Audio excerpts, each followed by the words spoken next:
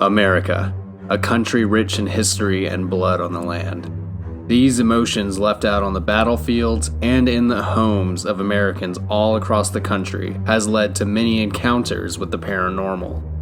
I am on a quest to bring you the most compelling evidence of the supernatural on this episode of Hauntings of America, Hollywood Cemetery.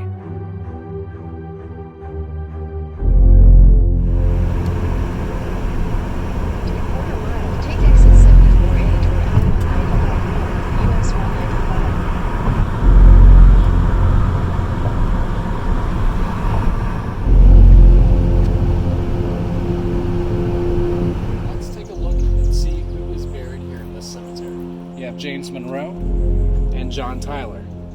Also, you have the president of the CSA, Jefferson Davis. Hollywood Cemetery was designed as a garden cemetery in 1847. The architect of the cemetery wanted trees left untouched so that Richmonders could escape the hustle and bustle of the city. The first person was laid to rest in 1849, and people can still be buried here. Today, I want to see if we can communicate with some of its inhabitants. Let's see who this is.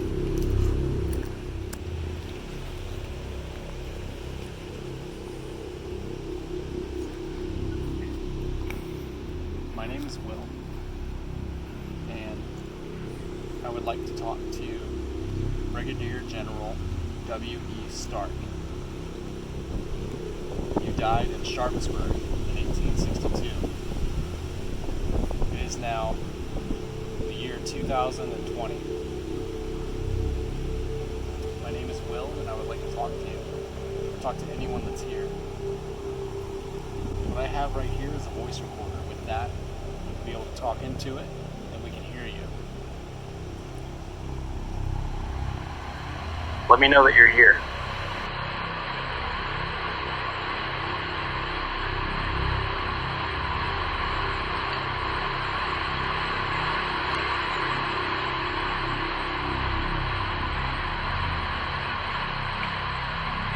I'm not talking to Mr. Stark. Who am I speaking with?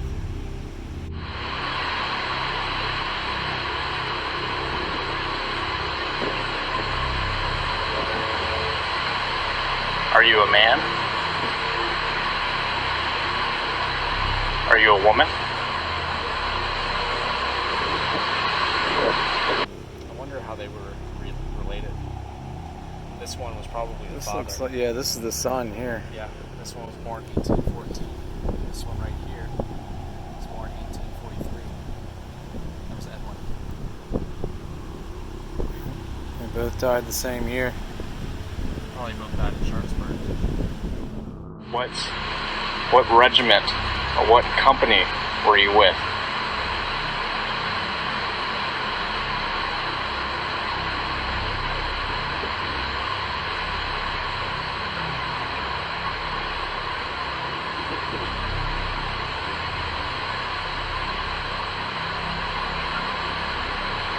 Why did you fight? Why did you enlist?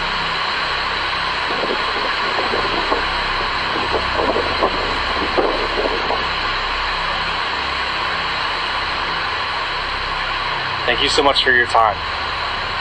Before we leave, is there anything that you want to say?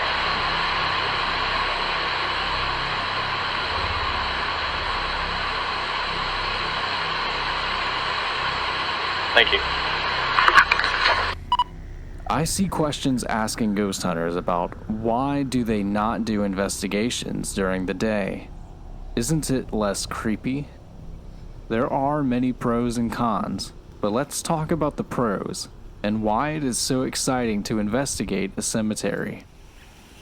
It's different doing a paranormal investigation during the day as opposed to at night. During the day, you're able to get access to a lot of places that you wouldn't normally get access to. For instance, this place closes at 5 p.m. As soon as it gets dark, you're not able to go to here, most battlefields, most national parks. You can't go to where the dead are. while here we get to come to their final resting place. Here we can communicate with them and see if they want to be able to talk back with us. During the day, some people might say that it's not as creepy. You kind of lose the creep factor. I can tell you, being here during the day is still kind of creepy. Just looking at some of these grave sites. I'm feeling kind of creeped out.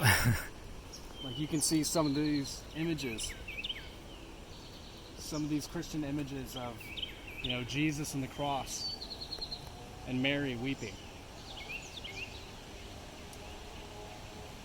It's very sad. It's very somber.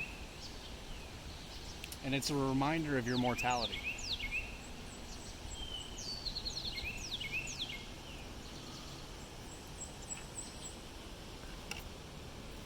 So going back to filming and doing EVP sessions during the day, we don't know which time of day is best to talk to ghosts. Some people say the witching hour, which is around 3 a.m., is the best time to talk to spirits. But my most clear EVP that I've ever gotten was during the day. It was when I was in my parents' basement. And so you think that filming here in a cemetery during the day, you should be able to get at least something with these many thousand spirits that could still possibly be here, hanging out from time to time, seeing family, seeing friends, people that fought in the war alongside them. Here you have Confederate soldiers from the 1860s, you have people from the 1840s, and you have people from the 50s up until today still buried here. So many generations of spirits being able to intermingle with one another. And it would be pretty neat to be able to capture some of them talking to each other. To be able to get someone from the Civil War talking to someone that just passed away in 2015. And it's pretty interesting to see graves like these right over here that are so old you can't even see the writing on it. And then immediately having other graves that are brand new.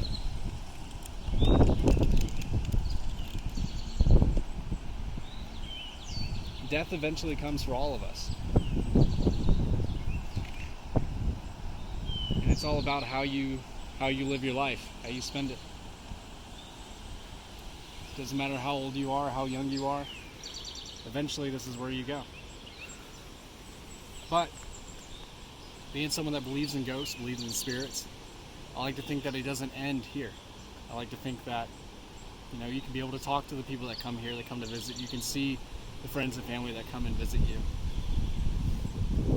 Another sad thought is some of these people that once their friends and family died, some of them didn't have anyone that came to visit them anymore. They don't have anyone that comes to visit this grave. They don't have any family anymore. Once they all died out, their memory's gone. But what's nice is that you can still come here and pay your respects to some of the lost soldiers, some of the lost people that you can't even read their gravestones anymore. To be able to see them and talk to them, and to give them an opportunity to talk to us when no one else will listen to them. So that's kind of why I want to do this today, is to give those spirits the opportunity to be able to talk to someone when they don't have family to talk to. They don't have anyone that comes and visits them. I think that this is a good opportunity to be able to talk to those types of spirits.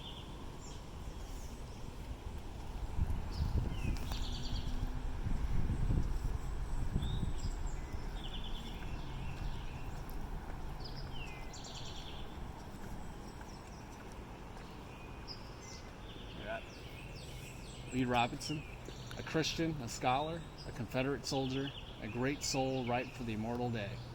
Born in 1840 and died in 1922.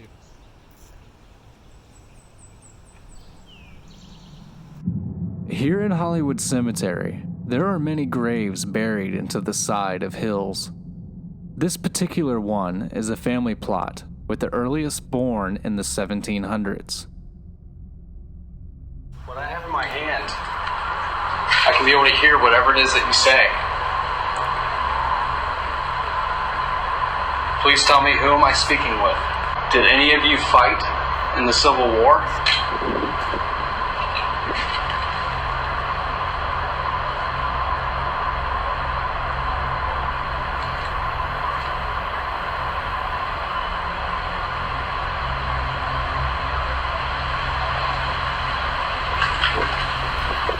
Did you fight for the Confederacy?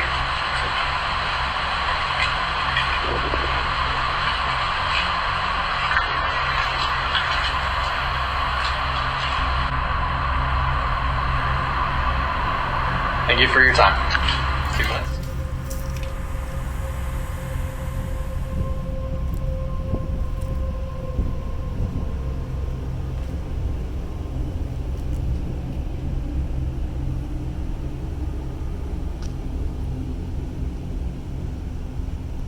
The first celebrity grave that we stopped at was President of the Confederacy, Jefferson Davis.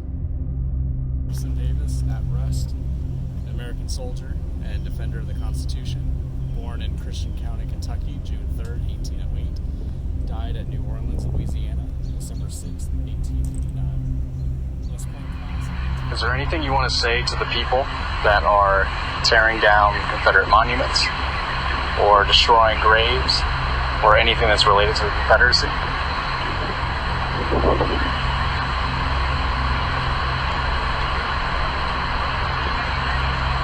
Why were you in prison at Fort Monroe?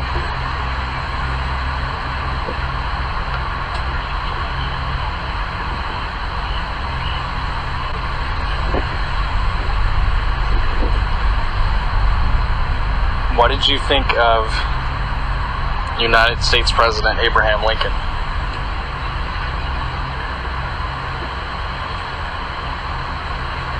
You were alive when he was shot. How did you hear of the news?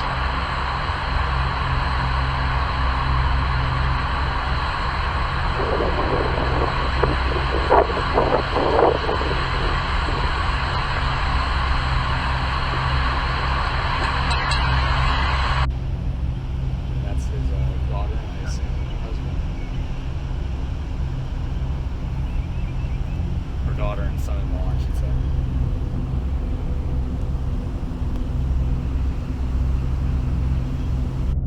Next, we made our way to the resting place of 10th President of the United States, John Tyler. President Tyler, my name is Will, and I would like to ask you a few questions if you don't mind.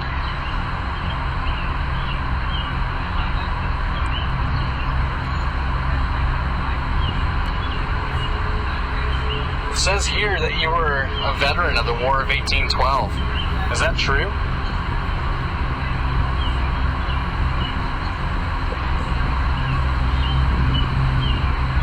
If it is, thank you for your service.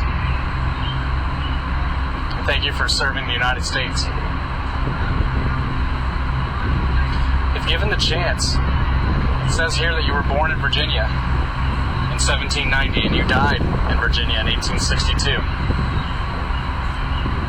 Did you favor the South seceding during the war? Or were you more for the United States government?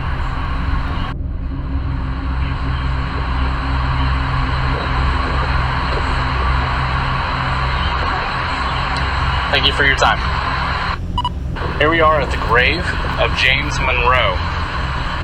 He was born in Westmoreland County, 28th of April, 1758, and he died in the city of New York on the 4th of July in 1831. Mr. President, I would like to ask you a few questions. My name is Will, and this is Daniel. The year is 2020, and you were in Richmond, Virginia. And I would like to know, if given the chance, what would you have done differently with your presidency?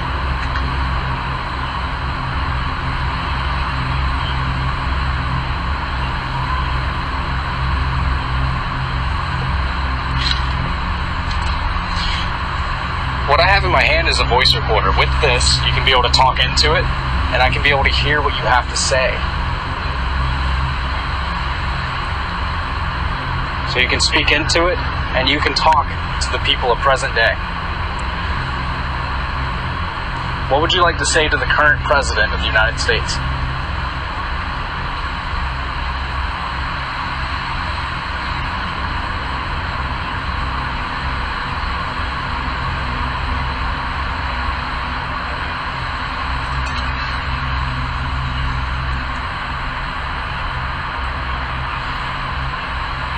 I see that you died in 1831. 30 years later, the Civil War broke out between the North and the South. Given the opportunity, would you have stayed with the federal government, the United States of America, or would you have seceded with the South and been a Confederate?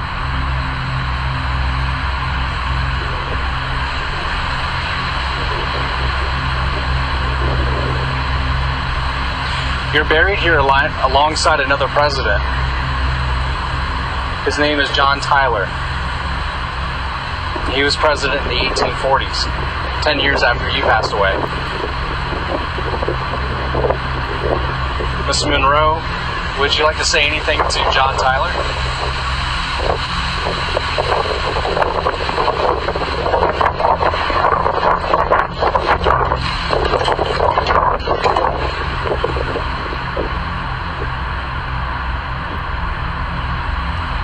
Before I leave, is there anything that you would like to say?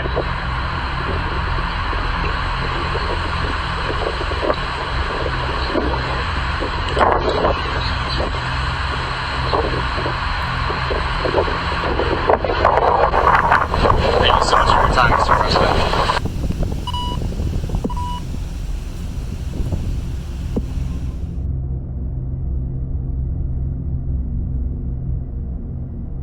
What I have right here is a voice recorder. With that, you'll be able to talk into it, and we can hear you. Let me know that you're here.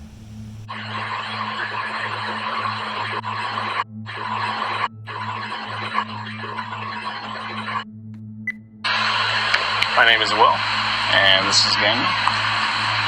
And we are here at the grave of John T. and Willie A. Brooks. And this is Daniel. And this is Daniel. Daniel. Daniel. What I have in my hand, you can be able to talk to us. You can speak into it and we can hear you. Talk to us. Talk to us. Talk to us. There's a car going by.